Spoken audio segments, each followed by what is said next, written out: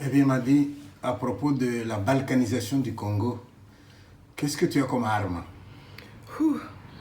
L'arme, c'est surtout la détermination du peuple congolais qui se trouve là, sur place, pas simplement au Nord Kivu, parce que la balkanisation, il faut le dire, est concrète dans le Nord Kivu.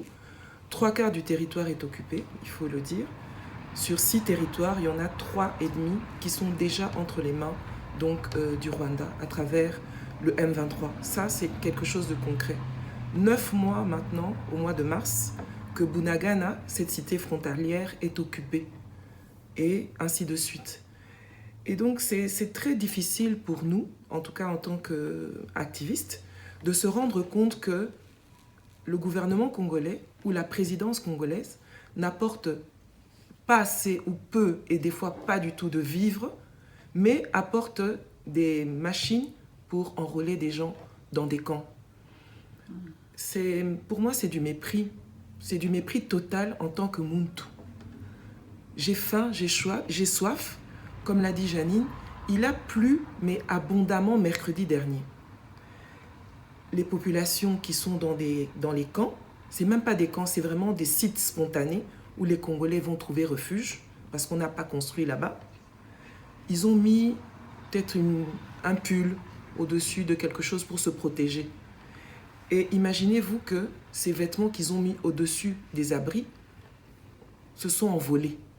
Donc ils ont eu vraiment l'eau de pluie sur la tête et les pieds dans la boue. Et ils dorment comme ça depuis mercredi dernier.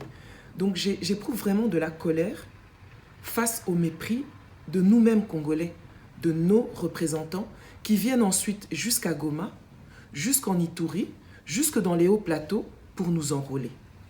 Parce qu'ils préfèrent que nous, on mette les képis, on met les t-shirts pour les voter, pour qu'ils se retrouvent encore une fois dans toutes ces capitales, Luanda, Nairobi, etc., pour signer des papiers, tout en sachant bien que ces gens-là, ils sont dans la forêt et ils massacrent, ils violent, ils pillent et ils brûlent les villages. Et comme par hasard, ils ne le font pas à des endroits où il y a juste une petite herbe, une petite prairie pour aller s'étendre. Non, ils font là où il y a du coltan, ils font là où il y a de la cassitérite, ils font là où il y a toutes sortes de richesses qui sortent du Congo au moment où je vous parle. Le poste frontière de Kasindi, il ne se passe pas un jour sans qu'il y ait des attentats à la bombe. Le peuple congolais meurt. Donc aujourd'hui, si nos dirigeants passent leur temps à se balader partout, il n'y a pas de problème. Mais le problème, c'est que le Congolais voit, le Congolais aujourd'hui, on n'aurait jamais imaginé que le Congolais de Kinshasa allait se lever et contester la venue d'un président occidental sur son sol. On ne peut pas continuer comme ça. On doit entendre la doléance de ce peuple et le cri de ces femmes. Les femmes crient tous les jours. Tous les jours, les femmes crient. Parce qu'elles voient leurs filles violées, elles voient leurs hommes partir et ne plus revenir. Une femme qui est seule, quelle protection elle a dans cet arrière-pays? On parle du Congo rural, du Congo périurbain. Donc ces mamans, aujourd'hui, il y a la gale, le choléra et la rougeole dans les camps de déplacés. Ouais. Des maladies qui n'existent même plus ici. Et c'est pour ça que moi j'enjoins tout le temps nos gouvernants. J'enjoins aussi à chacun de nous à notre niveau. Nous, on est société civile, on est activiste, on fait des plaidoyers. Mais vous vous rendez compte que dans les pays où nous vivons, aux États-Unis, au Canada, partout, on peut pouvoir toucher nos élus, leur dire, écoutez, il se passe telle situation au Congo, mais je vous mets au défi aujourd'hui de rencontrer M. Bahati Lukwebo. On va vous tourner, danser sur votre tête. Je vous mets au défi aujourd'hui de pouvoir mener votre plaidoyer jusqu'auprès du président de la République. On va vous faire danser sur votre tête. C'est ça la réalité du Congo. Il faut que nous la dénoncions, parce que nous, ici, nous avons la liberté, puis nous avons la liberté d'expression, et cette liberté, nous l'utilisons. Et nous aimerions pouvoir l'utiliser aussi chez nous, avec nos élus. Voilà, je vous remercie beaucoup. de nous avoir parlé concrètement du Kivu. Parce qu'on en entend parler, nous en parlons parfois de loin, mais là... Juste une minute, pas que le Kivu. Parce que les gens oublient, comme j'ai cité, il y a l'Ituri, oui. Il y a le Kivu, donc les deux Kivu. Il y a aussi au Maniema où il y a un problème. Il y a dans le Haut-Tanganyika, il y a aussi un problème. Donc le problème de l'Est, que nous-mêmes aussi Congolais, qu'on ne le circonscrive pas simplement à ce qui est en train de se dérouler au Nord Kivu. Aujourd'hui, il y a 2 États qui sont en état de siège, mais ils n'ont jamais été aussi mal. Et ces 2 gouverneurs, ce sont des anciens rebelles. Il faut qu'on le dise. Ce sont des anciens rebelles. Comment voulez-vous qu'un ancien rebelle, qui hier violait des gens, qui hier était en train de massacrer, avec des accords, a mis aujourd'hui des costards, il a laissé le treillis dans l'armoire, et ses compagnons d'armes se trouvent où? C'est ça qu'on doit pouvoir se dire des vérités entre nous, Congolais. Ok.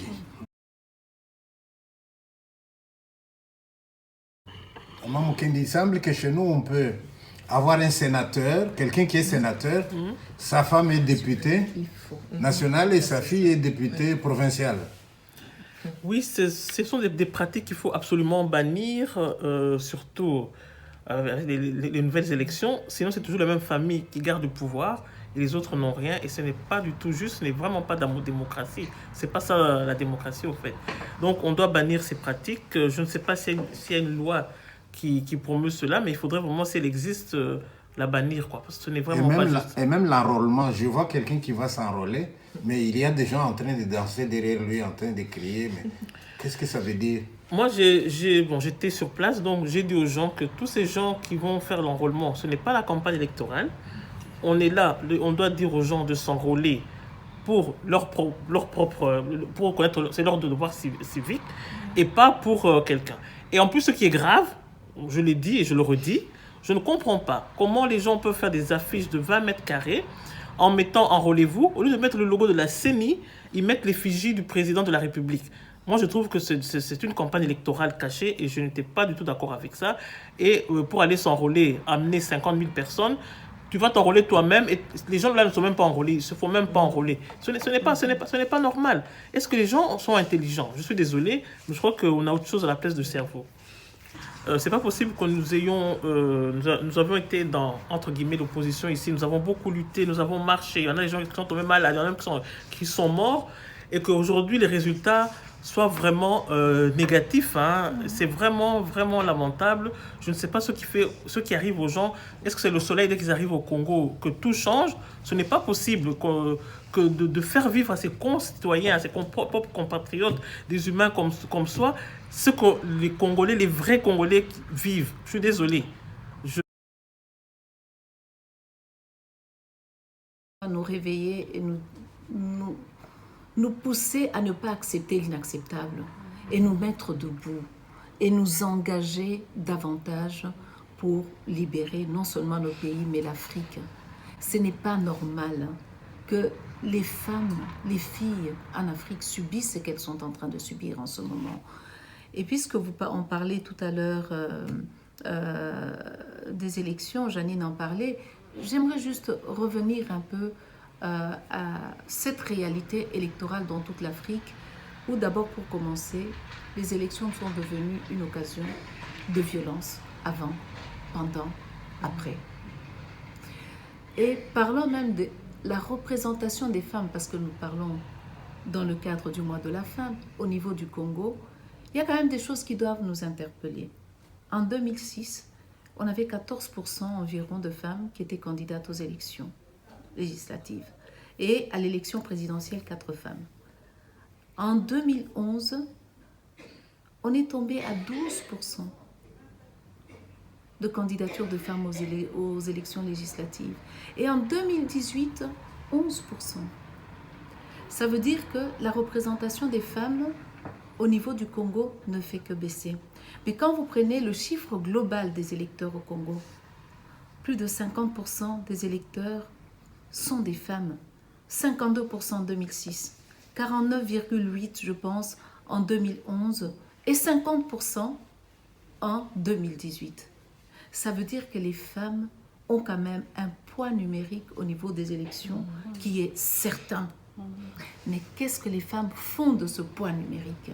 C'est là que nous, en tant qu'actrices de la société civile, nous intervenons pour la sensibilisation. Sensibilisation des électeurs, mais aussi un coaching sur mesure des candidates aux élections. Parce que les femmes qui se présentent aux élections législatives, elles visent les mêmes postes que les hommes. Donc, elles doivent être attentives à tout ce qui se passe, à commencer par la loi électorale, qu'elle ne soit pas discriminatoire. Il faut sensibiliser les partis politiques où les femmes ont du mal à gravir.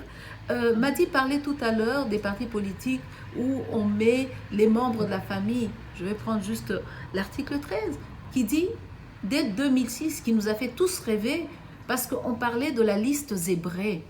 Présenter une liste zébrée, un homme, une femme, un homme, une femme. Et puis avec un petit article là, paragraphe 4 qui dit, toutefois le non-respect de ces dispositions ne peut être un motif de refus ou d'acceptation de la liste. Ça ne va pas. À ce moment-là, on se dit, où sont les femmes? Pourquoi est-ce que les femmes congolaises ne bougent pas quand ce genre de choses se passent? Donc actuellement, nous avons un grand défi. Tout ce que les femmes vivent, les filles sur le terrain, et qui est dénoncé par pas mal de gens, y compris les politiques, il faut que les femmes montent au créneau. Et on ne monte au créneau qu'en visant les postes décisionnels. Et on ne peut pas viser les postes décisionnels en ayant une telle sous-représentation au niveau des candidatures des femmes.